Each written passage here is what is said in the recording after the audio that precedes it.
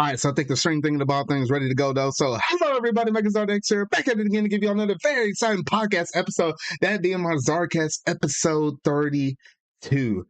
Man, oh man, it's been a week. I mean, gosh, by golly. I mean, you know, with the usual time around May or so, you start having graduations pop up for either friends or family or anybody else in between though. But oh goodness, yeah, I got a couple of twin siblings graduating here soon, and I just been running and scrambling. And I'm kind of glad that in terms of my content, I kind of laid out some stuff with some future release dates that are just gonna, just be released on a certain time automatically. So at least I got that all planned out though. But yeah, so outside of my busy life, I hope everybody else has been having a just an average okay week, or it could be a super fun, fabulous week or whatever though. But in terms of the news and stuff that I had to talk about here in this podcast episode tonight, a decent little bit of interesting stuff has happened. Something that was actually pretty major that I was like, I kind of wasn't expecting, but it's not nearly as bad as what I possibly could have thought. So just like a quick little summary, we got to talk about some Marvel stuff. We know that the new Doctor Strange movie came out. We know that Moon Knight actually managed to finish up. And then the Mario movie unfortunately got delayed. We've got to talk about Reggie's new book. Then in the gaming news, we have some Sonic Prime news that quickly go over. Not too much was shown, but I just wanted to get my quick thoughts on it. Got the first confirmation of Xbox and the Bethesda game showcase, which means we know some stuff that normally would come out in that E3 week. That also ties into the GameFest, Summer Game Fest being announced, and we know some of the stuff and actually some of the studios and publishers, or I guess companies that will be present in it. And then also the big major news that happened within the past couple of weeks, Square Enix actually got bought. Well, not the whole company, but just part of them. So yeah, so quite a bit of stuff to go through and talk about tonight though. So we better go ahead and hit the ground running though. So without any further ado, let's go ahead and jump straight up into that pop culture segment.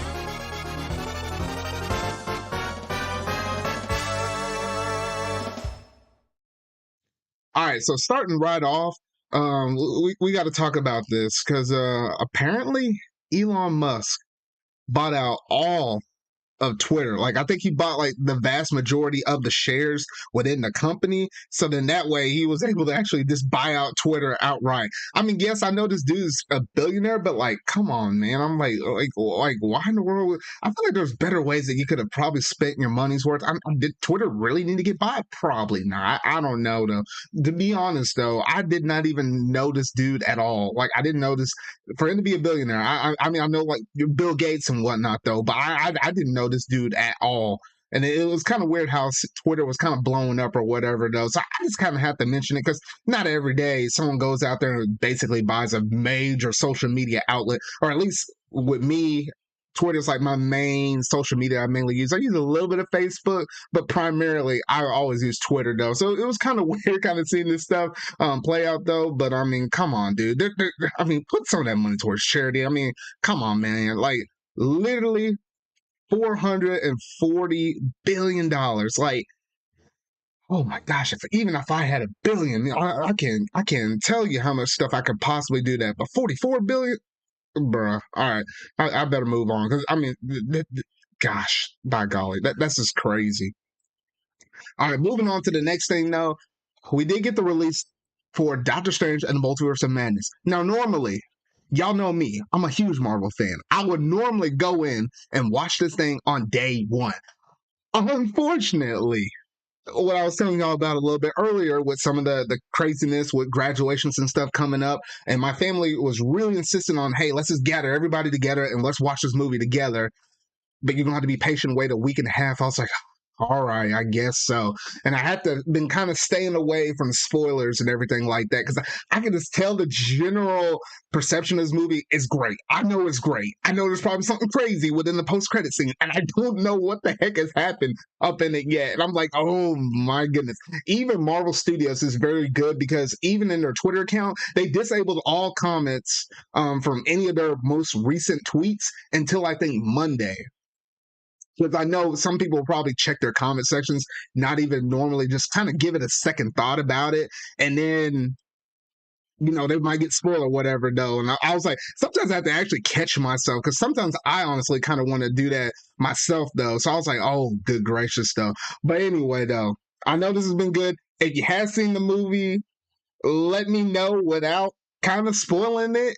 If it was like mediocre, great, or just phenomenal, because I feel like out of all the Marvel movies we gotten so far, this might be at the top, cream of the crop, kind of up there with probably Spider-Man No Way Home. I have a strong sneaking suspicion though, but yeah though. So think I'll probably watch this movie not this week, but probably sometime next week. Maybe next Tuesday is probably when I'm going to see it. And obviously, whenever I do watch it, I will give my review out for it, though. So, yeah, so I am really looking forward to it, though. But that's all I can basically say for Doctor Strange, though. But whenever I do, you can expect to see that review some point in the future, though.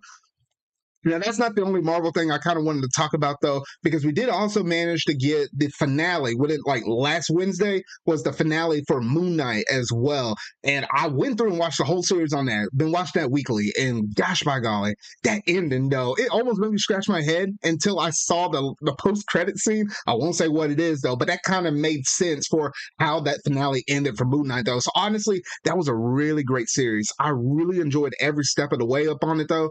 I do need to sit down. I did an original video for it for like my first episode, kind of impressions, kind of review for it. And now that the series is over with, I got to sit down and talk about all the spoilers and everything else in between it, though. I won't be able to probably record that this week because I'm kind of a little bit busy, but maybe I might be able to record it next week, and then I'll kind of keep y'all updated on when I potentially might drop it. You keep an eye on my Twitter. I might give you a little bit of a tease whenever I might be getting close to finishing that video and being able to drop it on the channel, though. But so we got that out of the way.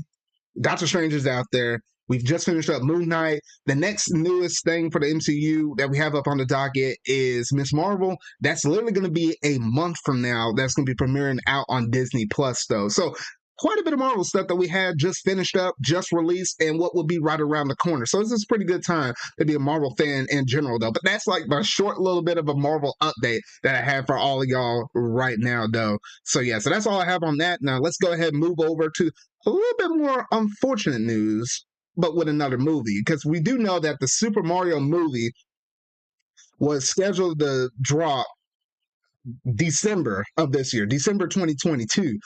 Unfortunately, that's not going to be the case no more because they unfortunately had to delay it to April 7th. We saw Miyamoto actually made a tweet off of Nintendo America's account, or I guess it's technically probably all of the Nintendo accounts on Twitter, whatever, though, Facebook, yada, yada, yada. And they said that he was talking to some of the people at Illumination, and they said, you know what, we're just going to have to push this movie back. Because we know here in North America, we're going to get it first. And then I think even in Japan, it's like a little like a month or so later or whatever, though. So unfortunately, we are going to have to wait just a little bit longer with this. But hopefully, here's hoping that we actually manage to get a good look at the movie here fairly soon. E3 will probably be the soonest we might be able to get it. And if not, then maybe it'll be around the fall direct or something like that. Because I think there's a decent chance that we might get it there. Or / they could pull it like the Sonic 2 movie and probably give us another look at it. Or I hope that's not the first look by the time we get down to December or whatever, though. But I'm thinking that they could very well showcase it off at the Game Awards, like how they did with the Sonic 2 movie, though. So at the latest, I'm pretty sure that would be the latest we'll see any first footage of it, though. Hopefully around the fall direct, we kind of get something for it, though. So it is unfortunate. Is this the second time this movie got delayed? I kind of feel like it. I don't know. We just know that this movie has been in the works for a long time, though. But hopefully, here's hoping some good work is going up into the movie, though, in terms of the plot, CGI, the voice actors, the whole 9 yards with it. Because man, you can't forget Jack Black as Bowser. Like that's gonna carry the whole freaking show. I'm gonna keep it real with y'all. Jack Black as Bowser. Oh man, this is a killer all-star list. I don't care what the heck happens in this movie. This movie's gonna be great, whether it be great or kind of bad, whatever though. Oh shoot. Oh, I'm still looking forward to this movie regardless though. But that's all I have in terms of the updates for the Super Mario movie. Now, in terms of one of the last, but yet one of the biggest pop culture segments that I had up here on the docket for tonight is that we did get Reggie's releasing his new book called Disrupting the Game.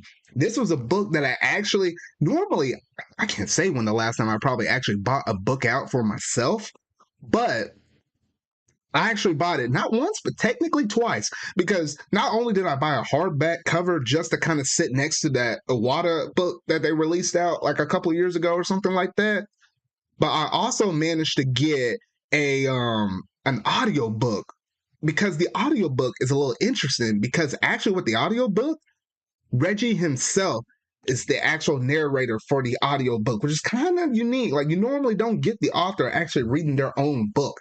So that is something I actually greatly appreciate with Reggie himself, though. So honestly, with me having the audiobook, I was able to start reading this book at the launch day, which I think was like early May or whatever, though. I started listening to the book that way. And then, you know, I think the book just recently came in like a day or two ago, but at least with the audiobook, it's just kind of nice hearing Reggie's voice and stuff like that. So I've been having a good fun time with it. Now, here's a few of my thoughts with it real quick, because I think I'm right around chapter 6 or 7. I think the last time that I checked up on it, though. But here's some thoughts, and here's a story that I kind of want to tell from the book, because I mean, we've been seeing some reports of like from Nintendo everything and stuff like that on Twitter, reporting on some of the gaming related stuff, like stuff about the Wii or stuff about the 3DS or stuff about the Switch and whatnot, though. So most of that stuff is kind of out there, and you can kind of do the little bit of research. It's out there where it's easily accessible to kind of see what he had to say on certain topics, though.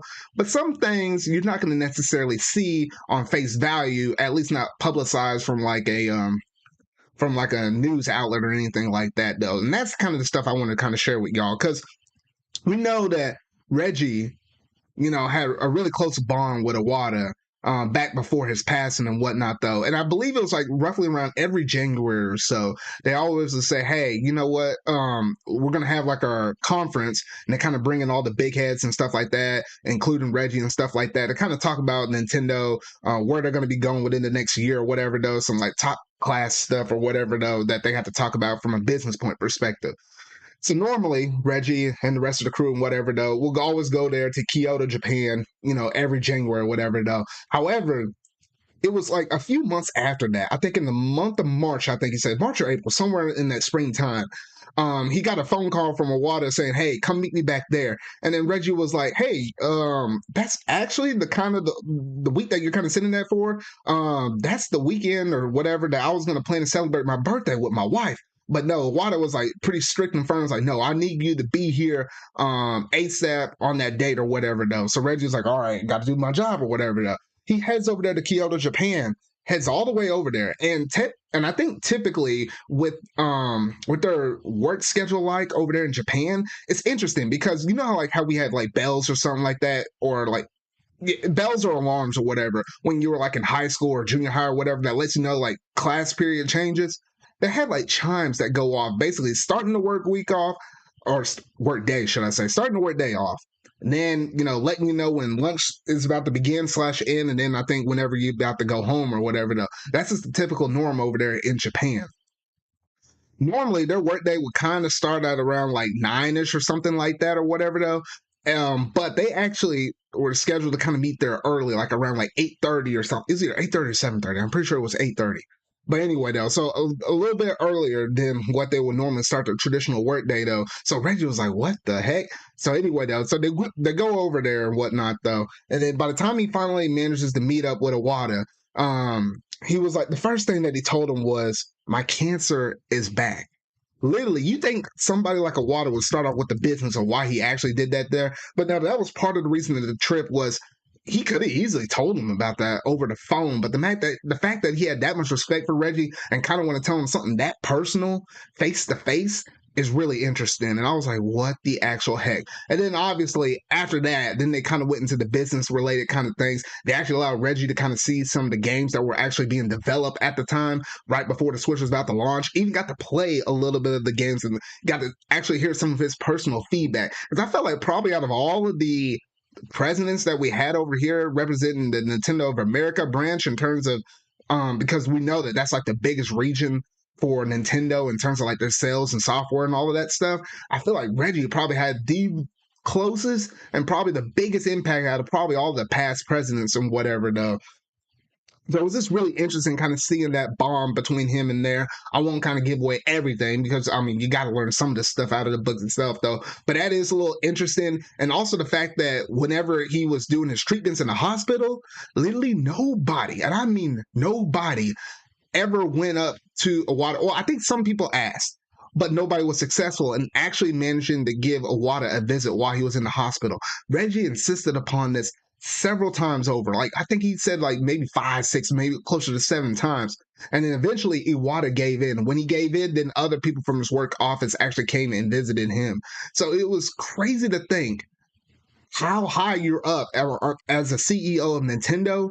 And technically, Reggie was the first one to actually manage to convince him, somebody completely overseas, to be able to say, hey, can I come see you? Not as business, because they were really strict and firm about, what in terms of, the ways how Japan kind of treats things. They don't like people kind of visiting other people in hospitals if it was like business related, but more so personal related. And Reggie actually managed to get that big, strong push for it, though. That's just something I kind of admire about Reggie and how he has like a different kind of shape or whatever, though. And the last little bit I will say about the book, and I'll leave the rest up to y'all, unless I find something else kind of interesting out of the book, though, is that he was born and raised in the Bronx. And you would think somebody as high as him, who managed to kind of work at the CEO of Nintendo, as well as managed to have like strong influential pull and stuff in terms of other companies he works with like Pizza Hut, and I think he even messed with what was it? The other one was like a Chinese restaurant, Panda Express. He also worked with them, and then a couple other ones I'm just not thinking off the top of my head. You think to get up to like a high prestige like that, you wouldn't think that that person originally came from the Bronx, and his family actually originated originally in Haiti. So to think that he rose up from the Bronx, and I think in literally one of his stories, he said how there was like one time there was walking out of his apartment building or not apartment, whatever they were. I think there was an apartment building, wherever they were residing at in the Bronx. There was like a pool of blood or whatever. There's like small little drops or whatever, though, and like a big old pool towards the very bottom, whatever, though. Like, you can just kind of tell that the neighborhood he was originally brought up in was just a bad one. But thankfully, his parents managed to save up money, move him to a different side of town or whatever, though, and then also managed to save up just enough to where they can get them a good education. And from there, Reggie's going to put things in his own hands. Like, it's just interesting to see where he came from and how he is right now. And he's giving some very cool insight of not just like how to treat things within the business world, but also you can apply all of this stuff down to the personal, to your personal lives as well, though. So yeah, so that's all I'm going to say about Reggie's book. That's just kind of some of the intro stuff you saw within like the first few chapters or so. And then if I find anything else kind of interesting, that something that's not like have been heavily publicized yet already, then I'll let y'all know probably within like a future ZardCast episode or something like that on the side, though. But yeah, so honestly, really nice, really good book. If you hadn't already done so, I highly recommend checking out that book because there's a lot of cool, not just the gaming side of things, but also on the business side, as well as the personalized stories that Reggie's is telling up in there. Now, I mean, you're able to buy the hardback book from like Amazon and stuff like that, or you're able to buy the audio book from like the Google Play Store, or I think probably Apple as well, though. I mean, once again, Reggie is reading over his own book, so if you like hearing Reggie's voice, I will highly recommend that as well, though. But yeah, so that's pretty much all that I have in terms of all the pop culture segment news that I have for y'all tonight. So we'll go ahead and transition over to the next little bit of news, that being what's in the gaming news.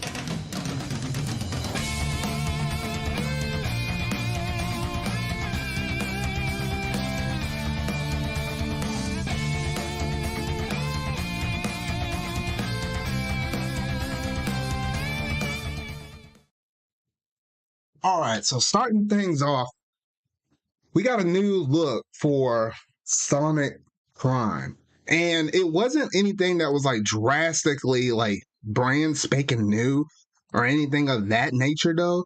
But I will say this, we did get the first little bit of animation, and we got to see the brand new voice actor for Sonic as well. And honestly, I'm trying to remember what's the dude's name off the top of my head. I can't. Oh, I got to pull it back up on Twitter.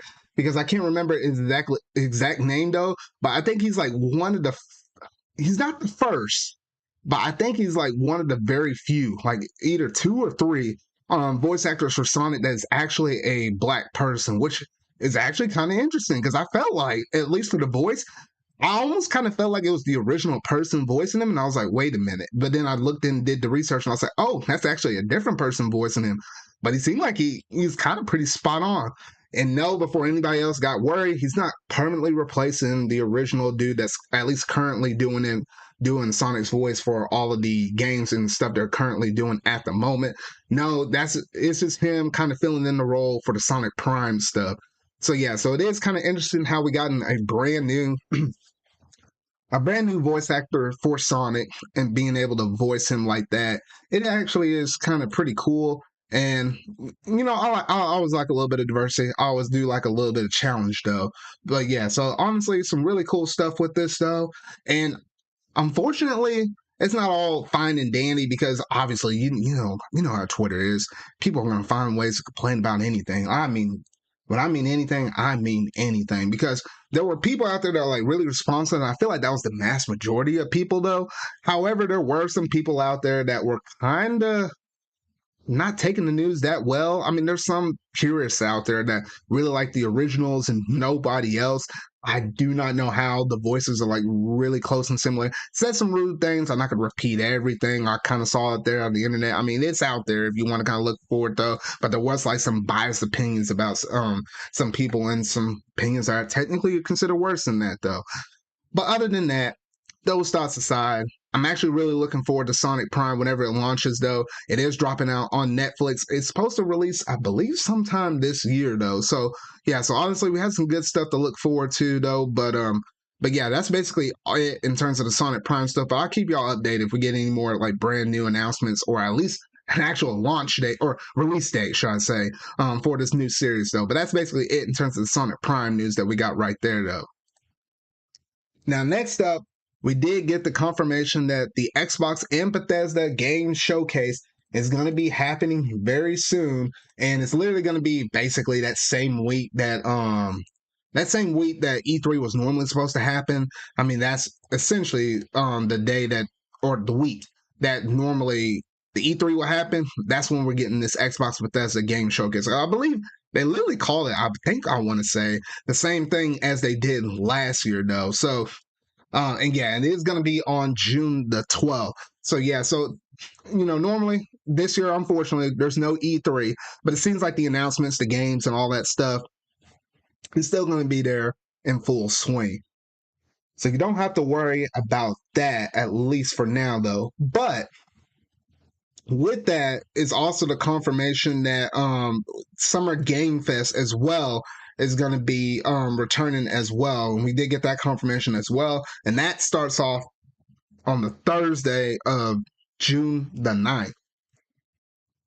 So if you think about it, from Thursday, June the 9th, over to like the June the 12th, I mean, yeah, that's typical. That's typical E3 time because it's basically happened within like that.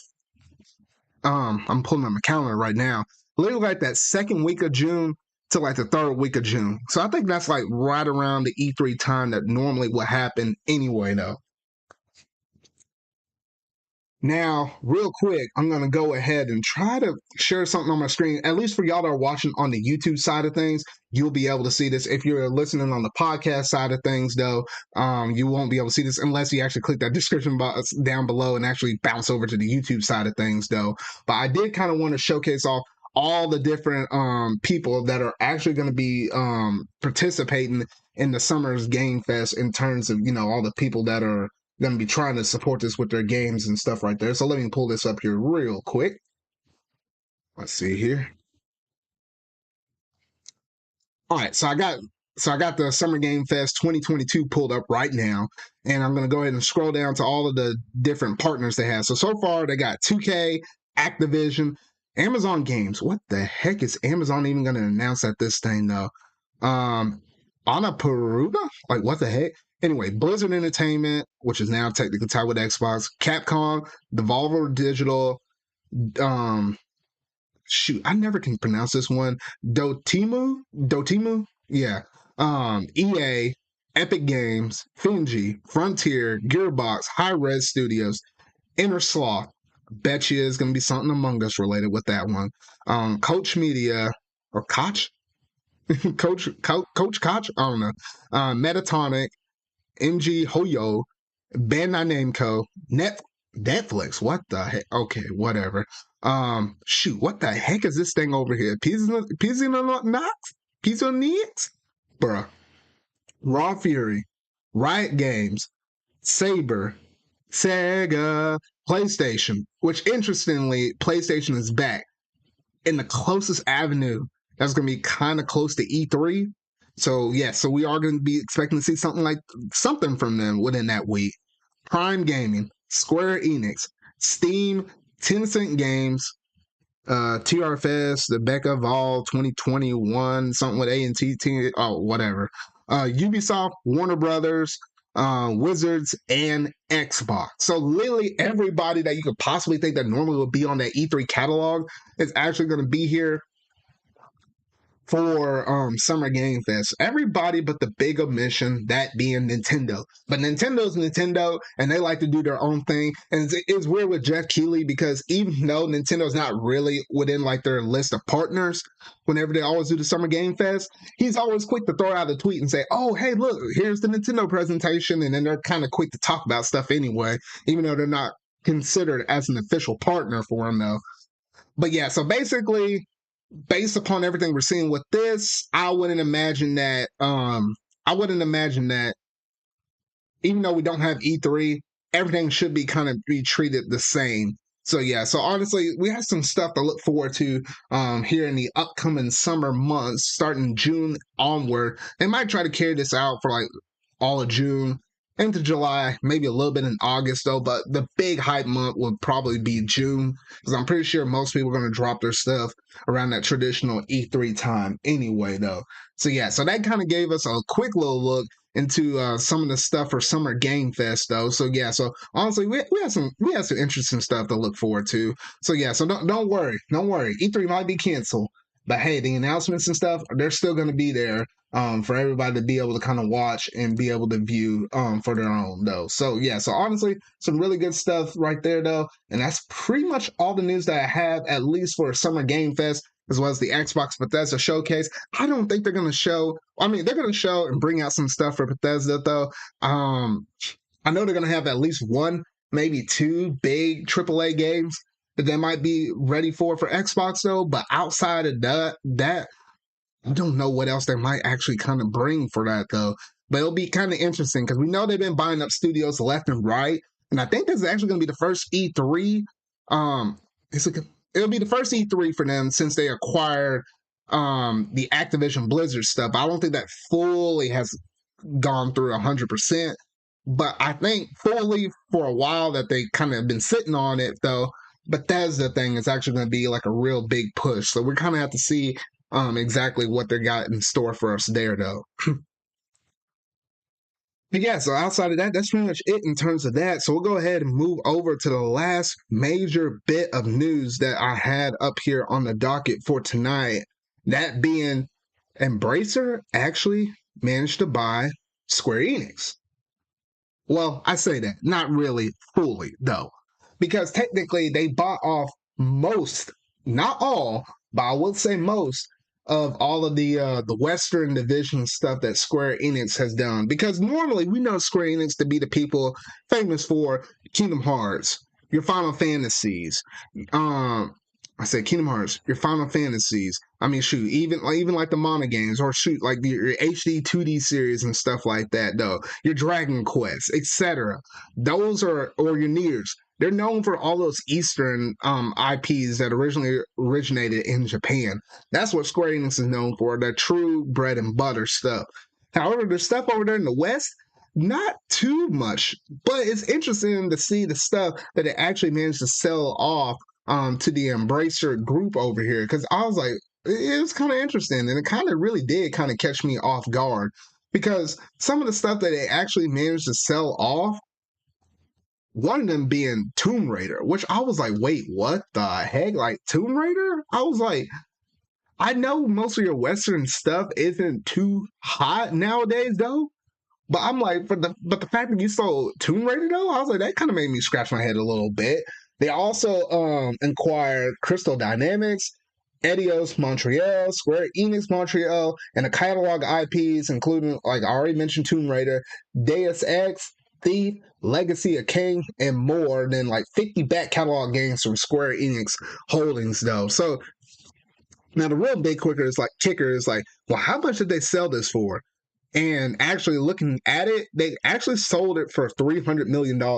And what most people been taking or been kind of thinking online, that's not nearly as much money. It kind of seems cheap in the long scheme of things, though, because most people were like, "Well, shoot, you probably sold that for a lot more, though." But when you go back and look at some of the failures and stuff that they have from some of the Western divisions and stuff, they actually did manage to lose, was it $200 million worth from the Avengers game? Because unfortunately, from everything I heard from most people, though, they literally kind of put like a Destiny spin up on it. And from what I heard, for most people, the single player campaign up until a certain point felt good. Kind of felt like Guardians of the Galaxy. But then once you hit a certain point after that, that was it. It was like they kind of dumped in some of the Destiny elements. It kind of felt like a different game. That hasn't been sitting well with people, and thus we kind of saw the game kind of flop majorly across the board or whatever, though. So you normally would think, Marvel has blessed us to actually use their license or whatever, though, to be able to make a certain games like Avengers. You think you pull in a lot of money, and it just sucks to see them butcher that game so bad where it actually drove them $200 million in debt. So them actually selling off most of these Western IPs as well as some of these studios and stuff for $300 million actually kind of, got them back out of that debt of them losing that much money. And so they've been able to kind of recover from that. So at least from that point perspective, it's actually fairly good. So so kudos to them on that, though. But it really does make you think. Tomb Raider games, I think they always sell in the millions. I'm just kind of surprised that was just kind of on their list right there, though. I don't know, though. And then, obviously, since we're already talking about how Embracer bought some of their IPs as well as some of their studios from Square Enix, there's been a rumor going around that Sony, out of all people, might actually sit down and try to buy Square Enix. And to that, I say, please, please, please, please, oh please, do not let this happen. Because Square Enix can make a lot of cool games. Some of them big old AAA games like your Final Fantasy VII remakes, that can traditionally come out to your PlayStation systems. But every now and then, they always have like a smaller 2D studio that will go through and make your HD 2D games, whether that's your Octopath Travelers or that's your Triangle Strategies and whatnot, though. And now Live Alive coming up soon, and we know they're going to make the Dragon Quest 3 in the HD 2D series, though. So yeah, so they can do some really cool stuff from the PlayStation side of things, and then also bring some really cool exclusives to the Nintendo side of things, because I think most of the PlayStation audience, while yes, you're going to have some people that buy those kind of games, not everybody is going to kind of buy those kind of games, though. So I do like the diversity and a little bit of flexibility that Square Enix has, where they're able to stay as a true third party and kind of give different experiences to different consoles of their choice. So that, in that regard, I really do want Square Enix to still remain a third party. I don't necessarily want Sony buying them, because, man, that would be terrible. Because if Sony buys Square Enix, though, imagine like your World Ends With You, your Neo World Ends With You, your Triangle Strategy, your Live Alives, and all of that kind of stuff, though. Like Okami HD or whatever. Though. I mean, why did I say Okami? That's Capcom. But you get the picture, though.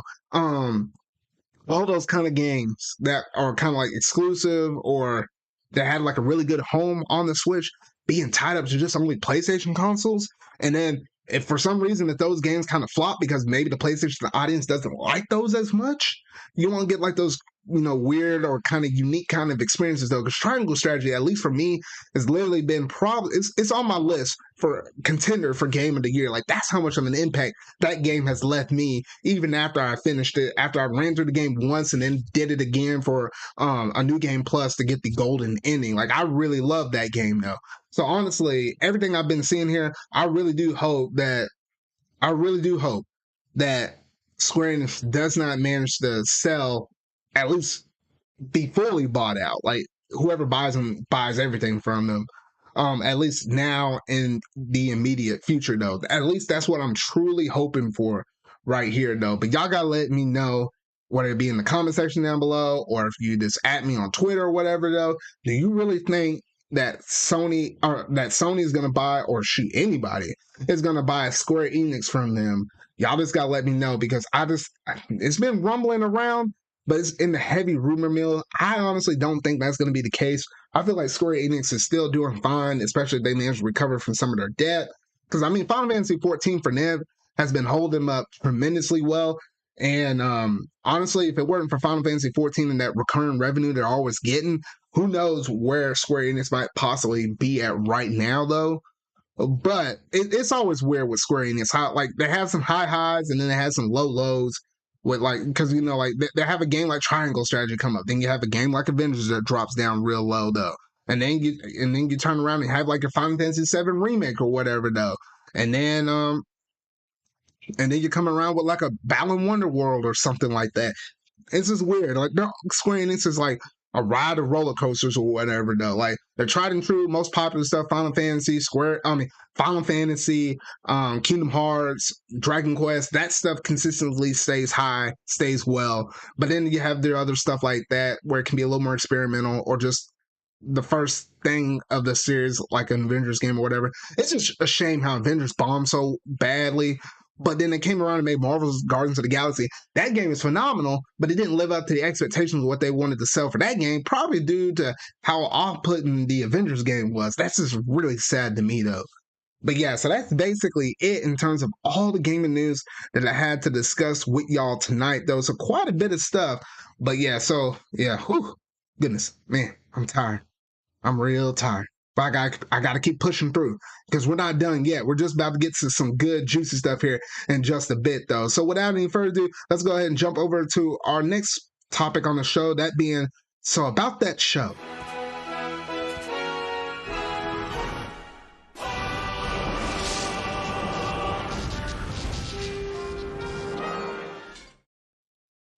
All right, so there's a lot of stuff I've been actually watching here recently. Some stuff that I've been, actually really been enjoying. And lately, we know that there's been a brand new season of anime that has recently came out. And with it being the spring season now, there's a lot of shows I've been going through and watching on Crunchyroll. Because, for most people that probably know by now, Funimation has merged with Crunchyroll, and now basically anything that's like Funimation wise is being all dumped and being merged into Crunchyroll. So here in just a bit, I'm gonna go ahead, for all y'all that might be watching on the YouTube side of things, I'm gonna go ahead and pull up my my watch list history for everything that I've been currently watching right now. There we go. For everything I've been watching for this season so far. I think I already talked about Spy Family within this segment last week in the last podcast episode, though, but not to elaborate on it too much. But if there's any anime to watch from this season alone, I will have to say it is Spy Family, because it's just something about it. It's just pure, it's wholesome, but at the same time, there's like some really good action moments and stuff like that. I mean, the father from the mother to the daughter are all playing off of each other, even though they're not really considered like father, mother, daughter. You'll kind of understand it if you actually watch the episode or whatever, though, because it just so happened to work out in their best interest to kind of play those roles, to kind of accomplish everything from the spy to the assassin to the little girl that somehow has like telepathy powers. I don't even know how. That's just the only weirdest thing out there, though. But it just somehow works. So if you hadn't already tried that series, though, I highly recommend it. Highly recommend it, though. But yeah, that's just one little show that I have up on here, though. Another one I just recently watched literally yesterday was A Couple of Cuckoos. And there's a few romantic comedy shows that are out here for the spring anime season. But this one right here kind of hits a different way, because a short little synopsis is, and I can't really say too much because I only saw like the first episode, though. Apparently there was this dude and there was this other girl, and they managed to kind of meet each other or whatever, though. And apparently the dude had been switched at birth. Like, that's kind of crazy to think about it, like being switched from birth or whatever, though. But anyway, he was switching births, should be meeting his actual biological parents. But actually ran into this other girl and kind of hanged out with her for like the majority of the day. She kind of set him up because some incident happened. I won't say exactly what, but it was actually kind of pretty funny though. Where she was like, all right, you're going to have to pretend to be my boyfriend because she had like an engaged marriage or whatever though. She's trying to get out of it. So maybe the thought of showing her parents a boyfriend would actually kind of say, you know what? Let's go ahead and cancel off that marriage or whatever though. So yeah, so honestly, it was kind of interesting. But then once they actually came around to it, then it winds up being that those two were actually the ones switched at birth. So now the arranged marriage is technically between those two, which is kind of weird though. I don't know. It just works. That anime is going to have 24 episodes. It's the only one on my actual watch list where I actually have like, it's actually going to be 24 episodes. I think everything else on here is about 12 or 13-ish episodes, your traditional length. So this one actually lasting for the length of like 2 seasons is actually really cool because maybe they'll be able to tell its full story though. So yeah, so that's the most recent one I watched. Love is War season 3 ultra romantic. That one right there, oh shoot! You talking about some really good comedy, the way how characters all kind of playing off of each other real well. Highly recommend that one. But obviously, you can't jump straight into that. You got to watch the previous 2 seasons though. But honestly, that's been a really fun blast. I think it's like literally my second or third. I think it's like my second most anticipated anime to watch from week to week, right underneath Spy Family. Then there's Data Live season 4. What can I say? You got a little bit of fan service up in there. You got a bunch of fine little girls up. Why did I say look? You got a bunch of fine girls up in there. I will say though. Anyway though, if you like gosh, I don't even know how to describe this without it going crazy off the deep end. If you like an anime where it's like some dudes and it's almost like a harem, but it's not technically considered like a harem, like High School DxD or whatever though. But yeah, it's a weird kind of story, but it just somehow works where he literally has to go around dating these girls that are spirits because otherwise, if they don't seal off their powers, whatever, they can kind of bring like mass destruction to the world. It just somehow works. Me and my good friend Sylvia, you know, we're kind of big fans of the series though. I know he watches the manga and stuff like that. Really nice show right there though. Another one I've been watching is I don't even know how the heck they managed to actually say his name. Aharen San wa see, this is why I like English names. Like I can't do this mess. But Aharen San, I'm just gonna leave it as that. Basically, it's this girl that's kind of like soft spoken. And literally, she has to get real close to this dude in her class all the time just to be able to communicate because she's that soft spoken, though. But it's just kind of funny the way how these two kind of play off of each other. I mean, it's almost implied that there could be some kind of romantic kind of feelings that could be between her and him, but it's not like really intense on it. It's just kind of like a pure anime. Like it's just kind of pure bliss. Like, you know, everything about it is just kind of nice, kind of laid back. It's kind of closer to the slice of life, and I'm not normally like a big fan of slice of life though, but it just somehow works. That's just another show I've been watching. Speeding things up a little bit, Skeleton Knight in Another World. It's not quite like Overlord if you're thinking about it like that, because it's like a skeleton dude with armor, OP stats, and everything like that. Though it's not nothing like that, but it is kind of funny. He is a little overpowered though, and if you just kind of like those kind of animes where it's like almost like an isekai because originally he wasn't like in the real world or whatever, and then kind of got summoned into this world or whatever, and he doesn't remember the process of actually being summoned, but he's just kind of in the game, just living it. Then yeah, that might be one to watch. Another one is Shikimori's. Is Not Just a Cutie. This is one I'm kind of feeling a little bit mixed on because the fact that while yes, this anime is showcasing off these couple that are actually already boyfriend girlfriend. So it's not like the rom-com where it's like they're trying to slowly get closer to each other and then actually tying the knot and actually having a relationship. The relationship is already there. It's just how those two actually kind of play off of each other, though. So if you're kind of interested in that kind of anime, you might be willing to give it a shot. I need to watch a couple more episodes to kind of figure out exactly where I stand on it, though, because at least for me, it's like the gender roles have actually kind of flipped. Because like a lot of times the dude does certain things, or it's like he always has the need to be protected by Shikimori. Hushikimori is kind of like a little more, it's not like really aggressive, but it's a tad bit more aggressive or whatever though, towards just protecting him in a general sense. You'll kind of know what I'm talking about after you watch the first episode though. But that's all I'm basically gonna say on that though. I got a few more shows to talk about. Shield Hero Season 2. I think that was the most anticipated anime that I had to watch for this brand new anime season. And honestly, I only got to see one episode so far because I'm primarily a dub watcher. I watch a little bit of things, but primarily I watch stuff dub.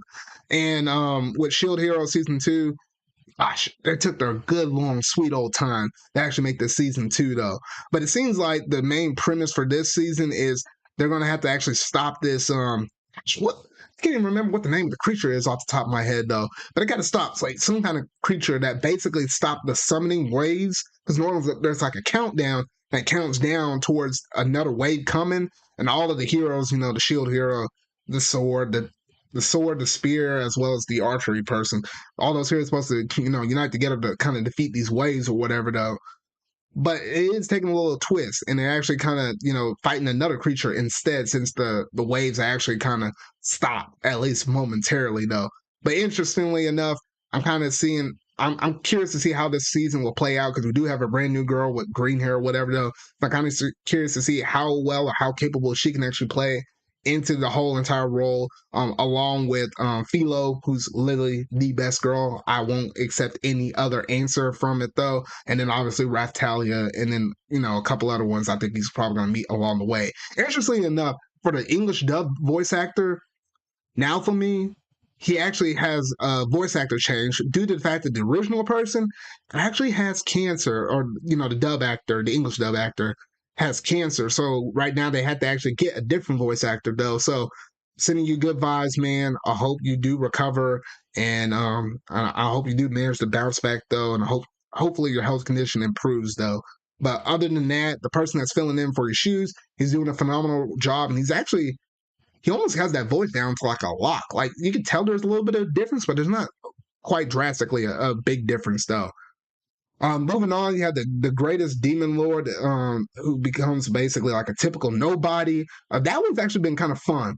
It's been kind of funny and hilarious because you know how it is with like with a demon being reincarnated or whatever. Though, kind of reminds me of how not to summon a demon lord. Like, you know, those demon lords or whatever. Though they're like OP, really powerful and stuff like that. Though. And it's just kind of funny to see how he's trying to keep a low profile because he doesn't want to kind of live the same life as what he did in his past life. But it just so happens to be him meeting this girl, actually having having an actual connection with this girl, and then it, you know, leads to them going to school, and then you know how it is with it in anime. If you go to school or whatever, though, you're trying to be OP, and you have like natural enemies that come either attack the school or attack the nearby towns or whatever, though.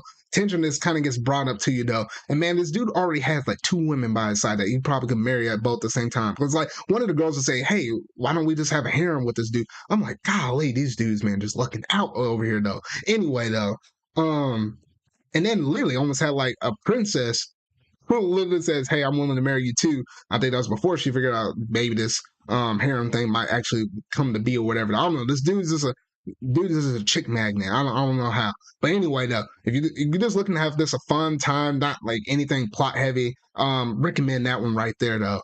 Another one I've been watching is the Tomodachi game, which with that one, I will say with that show, it's interesting because technically, like, yeah, like a group of friends who were supposedly like best buds or whatever, though, literally they're all saving up for a trip for the whole classroom. And Lily had this one girl was responsible for taking care of 2 million yen, right? Sticks it in her locker. All of a sudden, it is gone.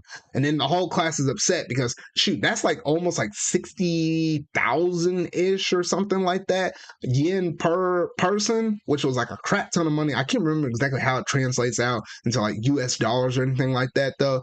Long story short, they wound up playing this Tomodachi game because somebody recommended them playing this, and it's kind of a way to kind of get out of their debt, and by basically splitting up that 2 million debt between all 5 of them. And now they're trying to figure out who the traitor is. Once you get a few episodes in, you actually know who the traitor is. So I guess right now we're at the point of kind of figuring out exactly who, or not who, but whether or not the rest of the crew is able to figure out who that traitor is. So it is kind of interesting. It was kind of like almost like a spy, not spy, kind of like a mystery related show, but then kind of threw the mystery out the window. So I'm not sure exactly how it's gonna play out from here on though. But yeah, so that's basically it in terms of that.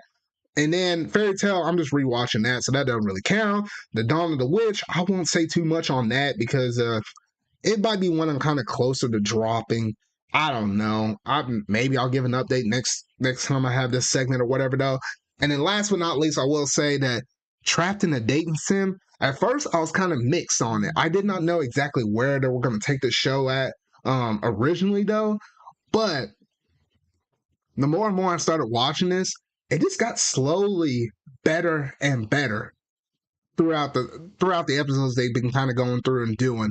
And I was like, what the heck? And it was weird because I guess in this society they have like gender difference. You know, typically how within like our society, like males usually have most of the power. It's not all. It's not nearly as bad as what it used to be like years ago. But usually males are the predominant people. In this anime is different. It's the females that are more predominant than over the males. And it's weird how like I guess this dude is basically like he got summoned into a game that he actually had to play for his sister. So it's basically like another isekai related anime though. But everything that is normally would happen traditionally in the game itself is actually playing out differently because I think there's another player that's similar to him that probably got summoned into this game as well. It's basically kind of twisting the game to their own kind of benefit though. So it's not playing out exactly how the game normally will play out though. The dude is noticing it though. But yeah, he's building up some allies and stuff like that. So honestly, it was an anime I was kind of feeling very mixed on. And now I'm actually feeling very positive, and I'm actually kind of looking forward to every time they're releasing a new episode though. But yeah, so pretty much that is basically all the new anime shows that I've been going through and watching for this season though. So quite a bit of stuff I've been watching anime wise, and it kind of I know it's been a while since I actually did like anime reviews because I used to do that on my channel though. But I do kind of like to talk about anime every now and then, and I feel like the podcast is kind of my avenue to be able to talk about it, at least in the what you've been so about that show segment though. So yeah, so it was nice to go through and talk about that though. But let me know down in the comment section down below or at me on Twitter any kind of shows that you've been watching, or if you've been watching some of the same shows as me and you just kind of want to give your own thoughts on these shows, or maybe there's one that I didn't necessarily cover and you thought it was a really good one and you're trying to convince me to actually try it because it, you know, if there happens to be one, I happen to see it on the comments on the YouTube side of things for this one podcast episode, I might go ahead and try it, and then might be able to give my thoughts on it within the next episode, within the next 2 weeks, though. So yeah, so I will leave that open for whoever actually managed to reply to it first, then in the comment section down below on the YouTube side of things on this podcast, though. But that's basically going to do it in terms of about that show segment. So we move over to one of the last segments of the night, that being what you've been playing.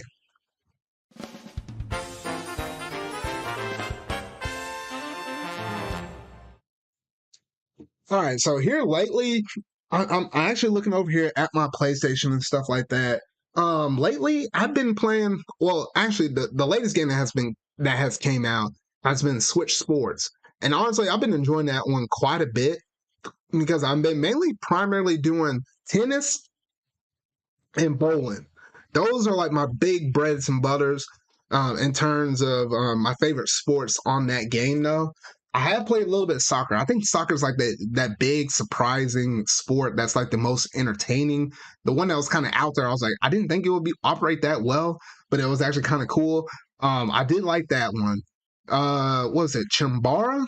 That's one I'm not too excited for. It was one of the ones that was available for that network test, the one that the ninjas were like really strict about and were saying, hey, you can't say nothing about this or whatever though. But yeah, I played that one. That one's not too hot. Volleyball is all about timing. If you like timing and timing up the stuff just right, then maybe you're a fan of that. But I wasn't too incredibly super hyped about that.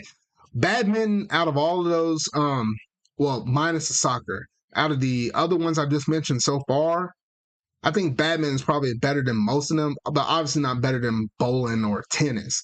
Because badminton basically plays like tennis. It's just a little different because it's like it's more intensive, more back and forth because you're dealing with like a small court. So it's like miniature version of tennis. So in that kind of regard, it is pretty cool. But once you kind of learn the controls for the game, though, I think that's when the game kind of starts popping off right there, though. So yeah, so honestly, I've been having a fun little time on that. I think right now I'm ranked at like, is it D or D minus? I'm either at D or D. Wait, is it? Yeah. I think it's D or D minus. For a second, I thought it was C, but I didn't make it quite high that yet, though. But yeah, I'm either at D or D minus right now, ranked with tennis, and then shoot, it's gonna be hard to raise my bowling rank up because the fact that you're always playing against that many people within like a battle royale setting. I mean, it can be easy getting out of the first round though, but then once you kind of get into the second round though, things get a little tougher. I ain't gonna lie though. But yeah, so that's predominantly what I've been playing in terms of that was like brand new. Also on the side, I've been picking up and playing a little bit more Splatoon 2. I've been playing with my good friend Bronto, and I also been playing with Marta here recently when he's been streaming and stuff like that, doing some duos with leagues with both of them. Just trying to kind of stay fresh up on the Splatoon side of things. So that way, when Splatoon 3 comes out, hey, I'm all good and ready and ripping and ready to roll though. But yeah, so that's most of the stuff I did. I did a little bit of Smash Brothers here and there though. I just pick it up, play a few ranked modes, and then why did I say ranked? A few online matches, and just pick up and play, just casual kind of setting or whatever though. And then also think the last thing I think I recently played was I did start up Kingdom Hearts Dream Drop Distance. I played a little bit of it, a little more of it last night. And that's what I've been kind of working through right now. Because at least on my Kingdom Hearts adventure right now, Dream Drop Distance is that last main game that I need to go through and play. Because after that, it's the Union Cross movie, which I think is like a 2-hour thing or whatever, though. And then it's the Birth by Sleep 0.2, which I heard for most people, I think it's like a 3-hour experience. It can be a little shorter than that, though. It's more like a prologue that kind of leads into Kingdom Hearts 3. So really, Dream Drop Distance is the last major game that's in the way before I have to do like a watching experience and a quick gaming session that I literally almost could stream all in one go before I'll be ready to do Kingdom Hearts 3.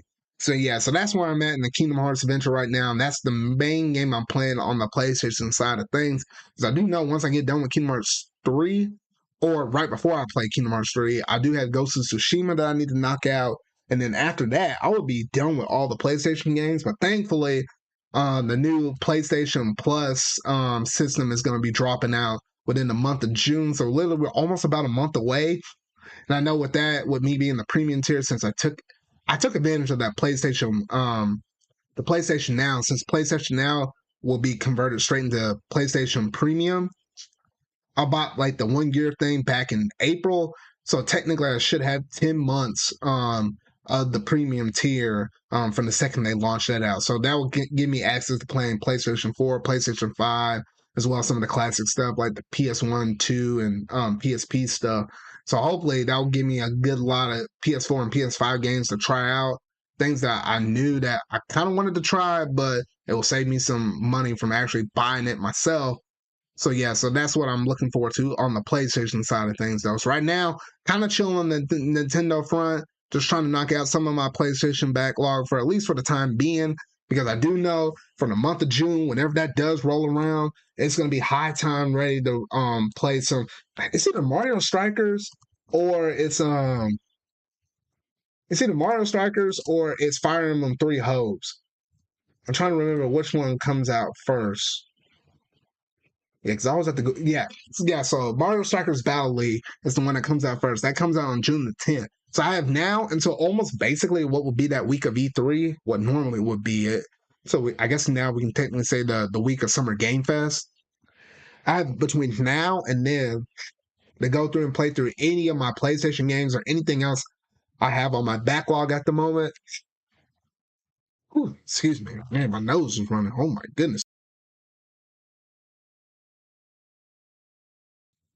But yeah, so I have between now and then to be able to knock out as many of my backlog and as many of the stuff I want to kind of play before I'm going to be in that switch around because we're going from Mario Strikers to Fire Emblem Three Hopes. Later in July, then I got the Lava Live, and then you have Fire Emblem. Oh, not Fire Emblem. Yeah, Xenoblade Chronicles 3. That almost is going to last me for like, even though it comes out until in July, it lasts me all throughout August. And in September is going to be Splatoon 3, and I know I'm going to play that for like the whole month of September.